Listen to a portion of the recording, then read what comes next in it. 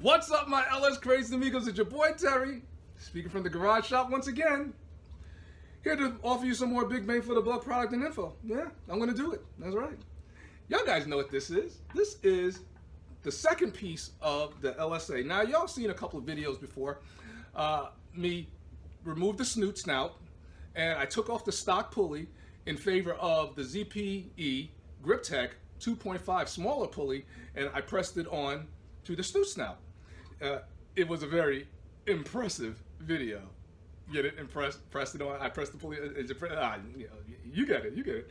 But anyways, so what we're gonna do today is we're gonna get the second part of LSA ready for nestling, which I still don't have a vehicle to put it on. We're gonna go over this second piece of the LSA. We're gonna clean it up. A lot of people don't know that you gotta put supercharger fluid in this. There is supercharger fluid in there, and you should check it every now and then. We're gonna make sure the gaskets are good to go, and we're gonna also clean off the maintenance surface before we make the snout to the body of this thing. And most importantly, we're also gonna show you how to remove that dowel pin. But let's get started. Yeah. And one of the first things I do when I get these superchargers in-house, I usually drain the fluid because they're gonna probably sit for a little bit, but I like to know that the supercharger fluid's already topped off and everything. This right here, that is the drain plug, drain fill plug. And you gotta get yourself a 3/8 socket, hex socket, and just open it up. You're gonna need an extension too, all right? But see, it's starting to come out, see? It's starting to come down because it's topped off.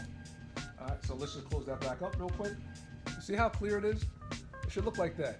Now, if you pull yours open and there's no fluid in there, immediately put fluid in and spin it around a few times. And if it's brown or black or something like that, do a couple more times and it doesn't clear up. You see metal in it, get it serviced.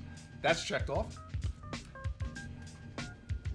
Now, another thing what you want to do is you want to get this maintenance surface really, really clean because that's that. Remember when I said that GM mutant glue? Yeah, this is it. So you want to get this really, really clean.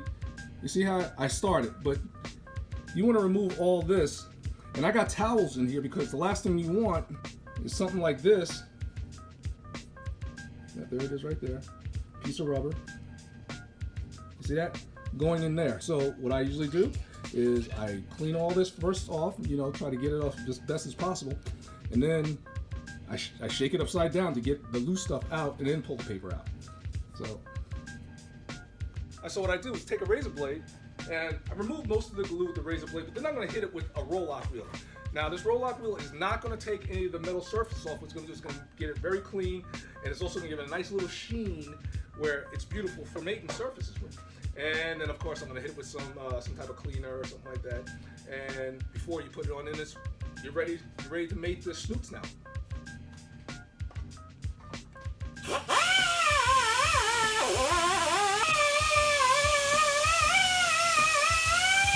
There you go, a nice clean surface.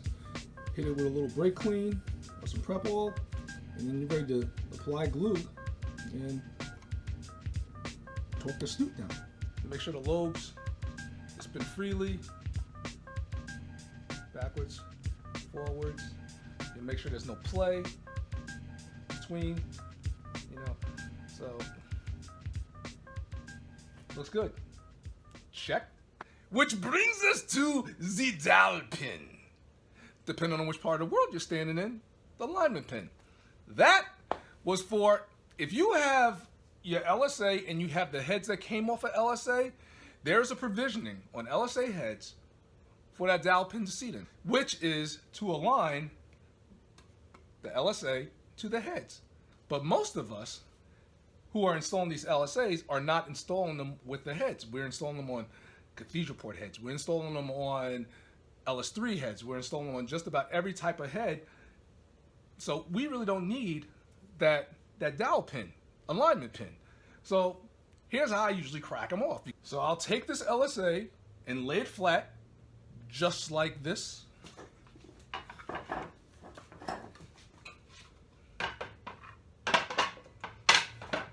I'll take my safety glasses and put them on just like this. I'll take my chisel and put it on the dowel pin just like this.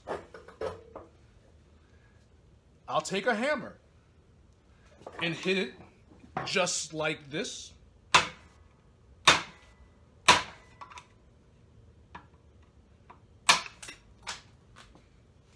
Gasket's not damaged. Yeah, a little bit, but it's not. It's very usable. And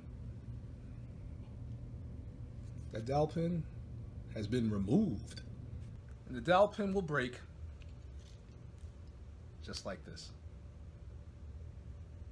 And now you can mount this on any LS rectangular port, or any LS vehicle that has adapters or either rectangular port.